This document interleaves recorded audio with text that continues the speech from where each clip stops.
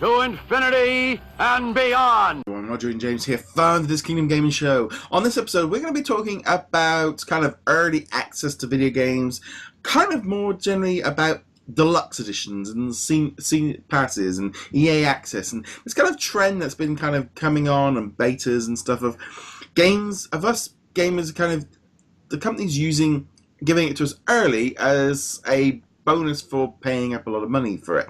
Obviously, like Star Wars Battlefront 2, if you buy the Elite Edition, you get it 3 days before you buy the Standard Edition. And if you have EA Access, you're going to get it on November the 9th instead of November the 17th. But obviously, if you buy the Deluxe Edition, you're going to get it on, what's that, like the 15th. So either way, you know, that I know personally I'm going to be paying that $3.99 to boot up the Xbox for a couple of days to kind of get a little bit of what I'm going to refer to as practice, because until I have to do it properly on the PlayStation. And then also, like this past week, WWE 2018 out on Standard Edition on the Switch and the other consoles on Tuesday. But you could pick up, if you picked up the Deluxe Edition, you'd have got it on Friday last week, so I'd have had it all weekend.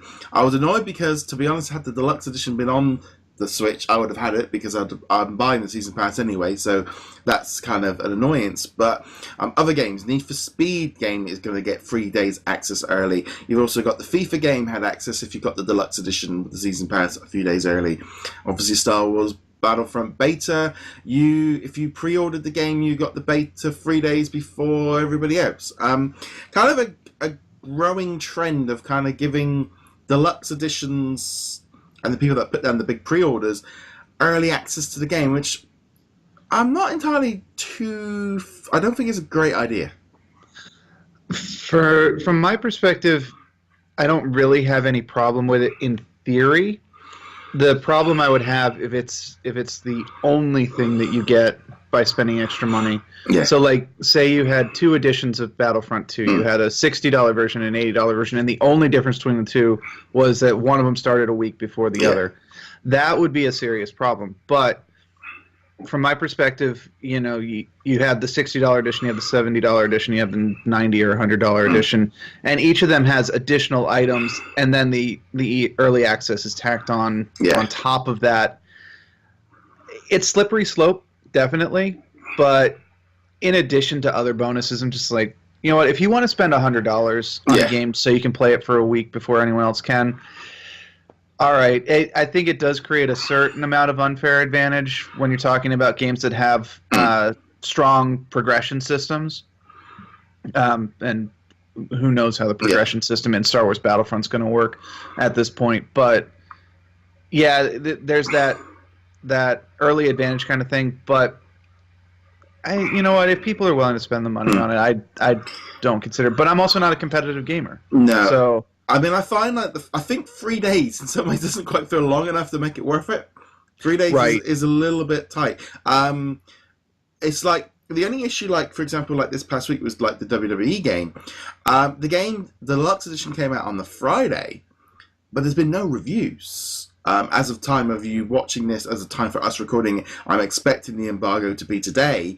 But therefore, the Deluxe Edition is out before the review embargo. You've also for example, at the time of recording, I know WWE's out tomorrow for me now, so if the review's coming bad, I could probably cancel my pre-order or whatever. But so that's pretty bad. I mean, people streaming it, and I mean, but also it's when you, for example, with that game where one of the consoles didn't get the Deluxe Edition, so therefore everyone's going, well, it's not. I would have been able to get it, so that was maybe an annoyance. But also, it's just. It seems like a little bolt-on to a way of adding value that actually doesn't cost them really any more money.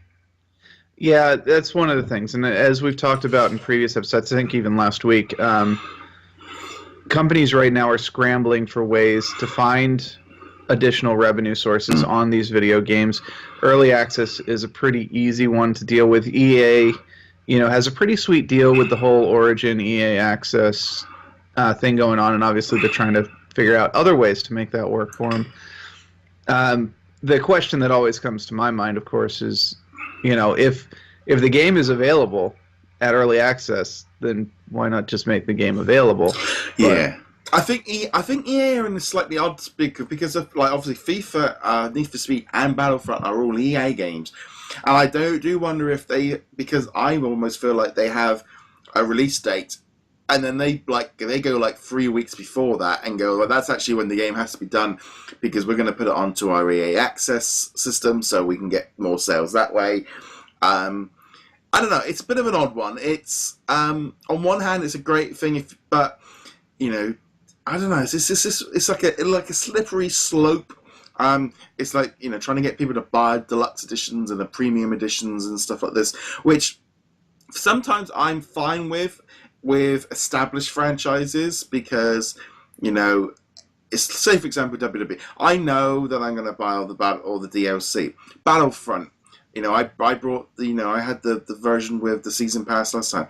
You know, Lego Marvel Superheroes. I know that I'm going to want that DLC.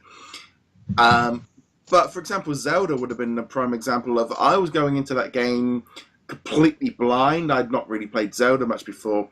It was already a $50 sort of price tag. To spend another $20 on a game which I wasn't sure if I was going to like enough to warrant the DLC. Right. Back onto the Zelda. Unfortunately, we had a cat step on the keyboard and turn the internet off.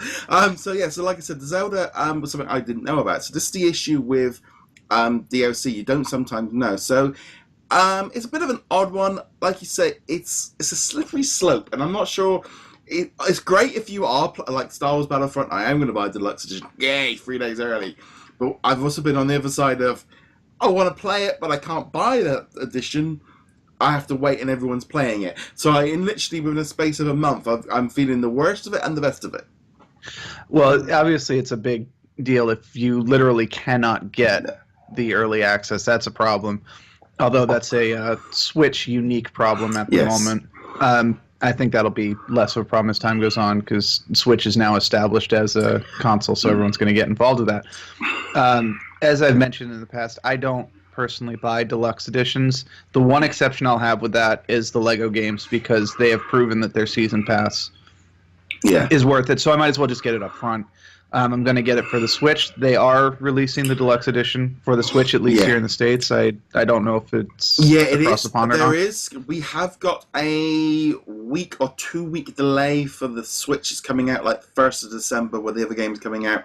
So there is going to be a Switch delay in terms of that one getting out on time. So that's unfortunate. Yeah, which is a bit of a pain. So that's, but yeah, it's like if you're a Lego fan, you know, the deluxe edition is, but again, there's no early access or anything with that one. But just in general, it's this early access. It's becoming a bit of a sort of a selling point because also they use it now where if you pre-order it, you get early access to the beta, or you even get a beta. I mean, I know like Uncharted 4, if you bought the Uncharted trilogy, you got access to the beta 3 weeks before, a week before everybody else to try it out. So it's kind of like a little sweetener for people that they're not really spending any money on, but they're giving you something. So I can see why doing it. It kind of boosts up the idea of what they're giving you, but at the same time, they aren't really giving you anything more value-wise for money. Yeah, and especially when it comes to beta, that I really could care less or couldn't care less, depending on how you want to say that, about whether or not you have early access to the beta. If everyone is going to have access to the beta at some point, then it's a completely non-issue. Yeah. You know, the beta doesn't count for anything. Most games have server wipes where applicable. Yeah. You know, Battlefront 2, any progress you made is not transferring over, etc. You know, the full game, and that's where we're going to see the issues, is when the full game releases a little bit early. Like I said at the beginning of this, I don't care, but as games get more and more competitive, as we see this happen more with Call of Duty, Titanfall 3, whatever, I'm speculating that this will happen, but you know that Activision is going to want to copy this if it's making money for other publishers, because Activision is just as bad as EA when it comes to, you know, monetizing everything. But there could definitely end up being a situation of having the haves and the have-nots, at least for that tiny bit. Yeah. We've seen in MMOs like Final Fantasy XI, which I played back in the day. It was released in Japan before the U.S. Now, that was a significant... That was like a year difference. Yeah. But even though that game is still running now, it took non-Japanese players probably 10 years to make up for that difference. Yeah. Now, that's an extreme example. 3 days is not going to cause that kind of issue. But, you know, if we start seeing something in the future where there's like a tiered system, Ultimate Edition gets 5-day early, Premium Edition gets 2-day early, Regular Edition gets on time.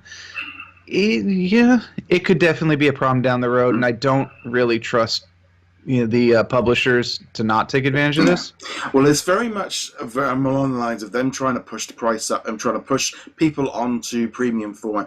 I mean, we're going to have another episode of the DisKingdom podcast where we're going to be talking about this new movie thing. But with digital movies now, they're offering a 2-week head start on the Blu-ray release. You know, this is something that's goes across all over the place. But I would not be at all surprised if these 3 days start creeping it to a week. Oh yeah, to kind of get, if you pre-order it, or if you, especially the deluxe editions, because deluxe editions are regularly now becoming what I would consider to be the actual proper price for the game, and probably what we should be paying now because of the way that games haven't been gone up in price. But often don't give that me any is, ideas. Well, I be honest, I've said this on numerous occasions. This £40 price tag for video games. It's been the same for 30 years, and people still want. They tried putting them up by £10. I mean, they did the same with the Switch. All the games went up by £10. Within a few months, they're all being priced back down to $41.99, $42.99 to be competitive. And unfortunately, these early access is a way of them trying to put the price up. And at the end of the day, they need. There's that line where it's like, they just want money and they want to... There is a line of, no, well, actually, the prices do... Maybe being a business person, it's like, prices do go up and costs go up, and eventually you have to put your prices up, regardless of how much everyone moans. Yeah, the prices in games haven't changed. A base price in full release games hasn't changed since the Nintendo 64 era, maybe around that time, maybe a little bit after that. Even on the NES, it's the same price. If I paid £50 for a game, I paid £65 for Street Fighter 2 on my Mega Drive, Championship, and then I brought a 6-button controller, which cost me I spent like £120, £20 on. And this was on the Mega Drive. It's that thing of things have. Nintendo 64 cartridges were like £20 more than PlayStation. They were so expensive. Anyway, but on that, it's definitely, this is one of the key bonuses that's coming into trying to boost the price up. But I'd love to know what you guys think of early access for deluxe editions. I'd love to know your thoughts on that. And also gave me a great excuse of throwing some WWE footage up on the channel. So where can they get hold of you, James? You can find me at heroiclegacy.com. And on that note, guys, thank you very much for watching. See you guys soon. Laters.